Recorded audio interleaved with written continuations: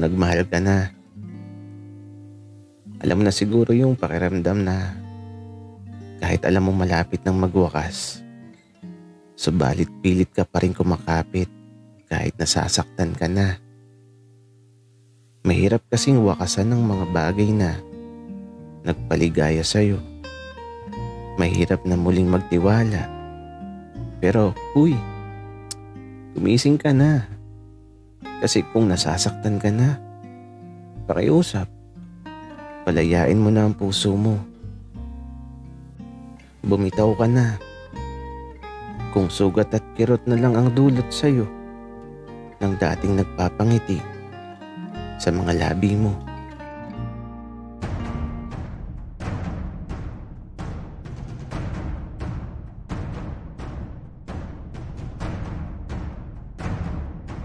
Kaibigan, huwag mong kalimutan mag-subscribe sa aming channel at huwag din kalimutan i-click ang notification bell at subscribe button. Subscribe na!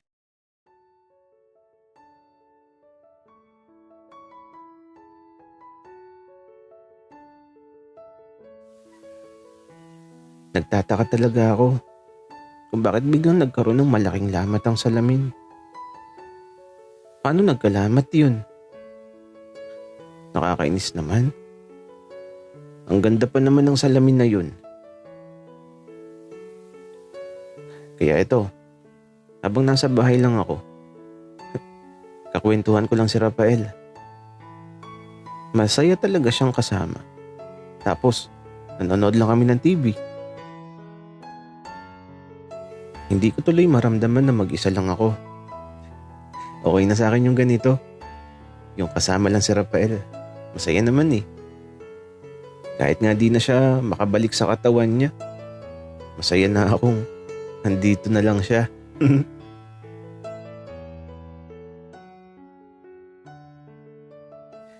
Noah, akala ko ba ipagluluto mo ang tatay mo kanina umaga?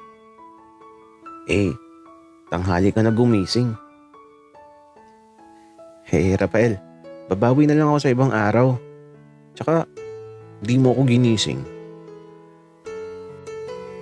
Ginising kita, Noah. Kaya lang, di mo ata ako naririnig. Rafael, tama ka. Wala akong naririnig kanina. Tsaka, higa na nga tayo sa kwarto. Tabi tayo. Uy, Noah. Bakit gusto mong magkatabi tayo? Ikaw ayaw mo na ata akong mawala sa tabi mo. Baka iba na yan. Rafael, alam mo, kaluluwa ka na nga lang pero napaka-malisyoso mo. Tara na, para may kakwentuhan ako sa kwarto. At saka, ang sakit ng mata ko. Okay, sige. Tara na, Noah. Mauna na ako. Wika ni Rafael na ayun. Tumagos na sa pintuan ang silid ko. At pagkabukas ko ng pinto, nakita ko siya nakaharap sa salamin. Rafael, bakit? Tanong ko kasi nakatitig siya sa salamin. Noah, yung salamin kasi parang nadagdagan ng lamat. Kaya ito, nagtungo ka agad sa salamin. At tama si Rafael. Nagkaroon ng bagong lamat ang salamin. Natakot tuloy ako kasi baka mabasag ang salamin. Pero bakit nagkakalamat? Noah, luma na din kasi ang salamin na to. Kaya siguro nagkakalamat. Tara na mahiga. Wika ni Rafael. Kaya ito, hinayaan na lang namin ang salamin at nahiga na kami sa kama ko. Habang nakahiga, nakatingin lang kami sa kisame. Tahimik lang tapos eto, nagsimula nang magtanong si Rafael ng mga kakaibang bagay. Noah, sa palagay mo, bakit ikaw lang nakakakita at nakakarinig sa akin? May ibig sabihin kaya yun? Ako, Rafael, di ko din talaga alam. Pero sa palagay ko, tadhana ang tawag dyan. Tadhanang makilala kita tapos ako lang talagang makakatulong sa'yo. Noah, so ibig sabihin, nakatadhana tayo? Gagi, siyempre, hindi Rafael. Ang ibig kong sabihin, nakatadhana tayo na ako lang ang makakatulong sa'yo.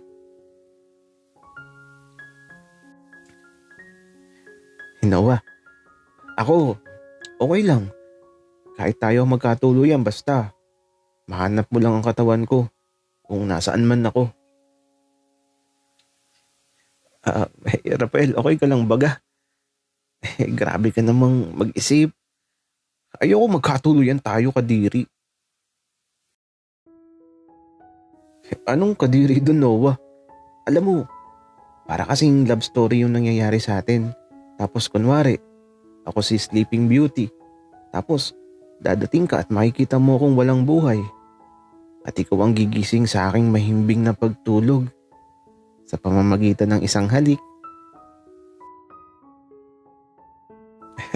Rafael, kwentong pambata lang yan. Hindi yan totoo. At saka, di pa nga tayo sigurado kung may katawan ka pang babalikan.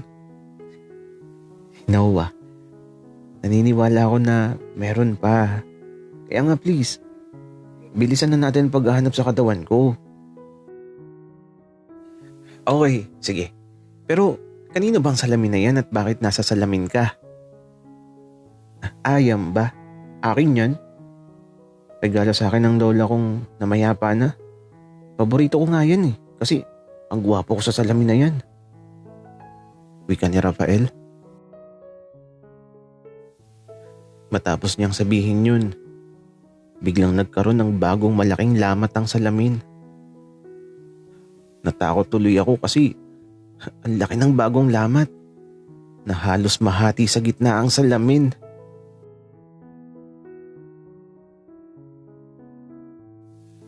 Ala, anong nangyari? Wika ko. Hindi ko alam, Noah. Natatakot ako. Baka kapag nabasag ang salamin, baka mawala na din ako. Rafael, huwag kang mag-alala. Hindi ako papayag na mawala ka. Aalamin ko kung saan nabili ng tatay ang salamin. Baka sakaling maituro tayo sa lugar kung saan pwede kong malaman kung saan natin matatagpuan ang katawan mo. Noah, salamat Kung mayayakap lang talaga kita, gagawin ko. Kaya lang, tatagos lang ako sa katawan mo. Pero kapag nabuhay na ako, kahit anong hilingin mo sa akin gagawin ko. Para makabawi ako sa kabutihan ng puso mo. Rafael, ano ka ba? Okay lang ako. Wala naman akong hinihiling na kapalit. At ang mahalaga, makabalik ka na sa katawan mo. At alam kong mahahanap natin yun. Kaya ito, dahil hindi naman kami pwedeng magyakapan ni Rafael, nahiga na lang kami sa kama. At ito, nakangiti lang kami habang pinagmamasdan ang isa't isa. Ewan ko ba pero may kakaiba yata akong nararamdaman. Hindi ko maunawaan ang puso ko. Bakit ganito? Masyadong malakas ang pagtibok. Gulong-gulong isip ko sa nararamdaman ko. Pero masaya ako sa tila ba ihip ng hangin na dumadampi sa pisngi ko.